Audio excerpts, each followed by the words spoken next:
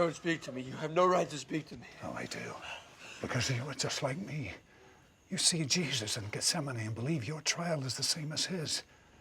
Those 5 in the pit are suffering too, just like Jesus, but they don't have your pride. They would never compare themselves to Jesus. Do you have the right to make them suffer? Well, there can be no doubt that Martin Scorsese is one of the greatest of all American filmmakers of all time, no question. He's made masterpiece after masterpiece, always goes his own way.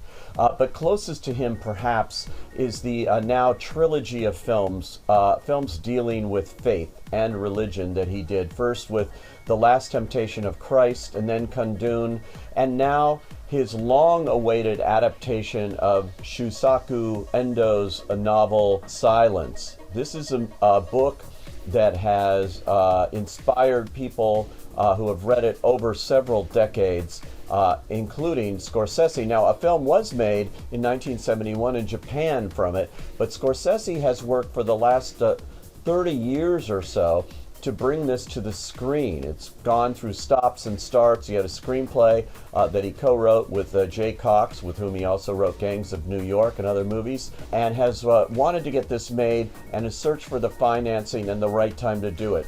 Now he has finally gotten it to the screen after all this time. This is a true passion project for Martin Scorsese, a film dealing with faith, religion, theology. It is very, very dense with a lot of these ideas. It runs 2 hours and 40 minutes.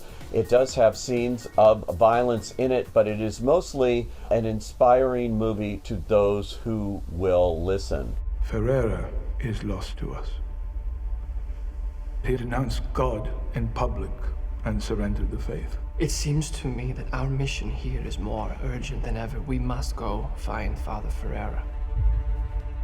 It deals with a couple of priests who travel to 17th century Japan. They are Jesuit priests played by Andrew Garfield and Adam Driver, and they are searching for the fate of their mentor. He's played by Liam Neeson. They don't know what's happened to him, and of course in that era, in 17th century Japan, Christianity is not a welcome thing, and all the officials there are trying to do everything they can to stop Christians and get them to apostatize, including our priest here, and that becomes the game, as it were, here. Sometimes it gets a little bogged down in all of this and becomes a little more difficult to follow. But I did find it inspiring, and mostly I find Scorsese's dedication to this coming through. You can see somebody really wanted to get this on the screen for people to absorb, and I think Scorsese has gotten his vision there, with a lot of help from his usual team of film editor Thelma Schoonmaker and production designer Dante Ferretti, who have worked with him many times, cinematographer Rodrigo Prieto, who also has another movie this season with Passengers. The look of Silence is awe-inspiring, it really is, and taken with his other films dealing with faith, this is a movie that gives me faith for those, what we call auteurs, to get what they want up there in a movie theater and have us sit there and watch it and take it in and believe that cinema is cinema again. And it always is with Martin Scorsese.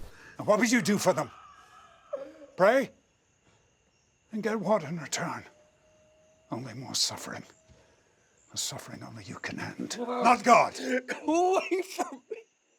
If you're a fan of his, and if you want to look at this challenging material as something very different than anything else you're going to see this season, I say go.